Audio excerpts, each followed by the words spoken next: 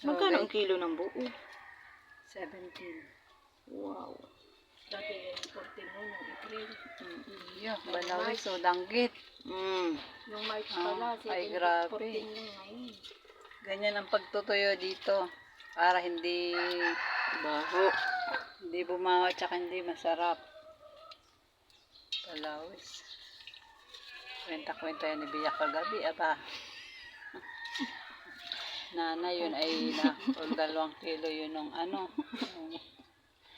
Aurag si Bia. No, 2 kilo yun nanay ng ano, ng Nang wala pang... wala, nang may ano bituka pa, may bituka pa.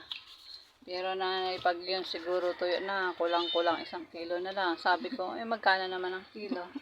Awang ko anyo doon kay mama. Aurag si Bia.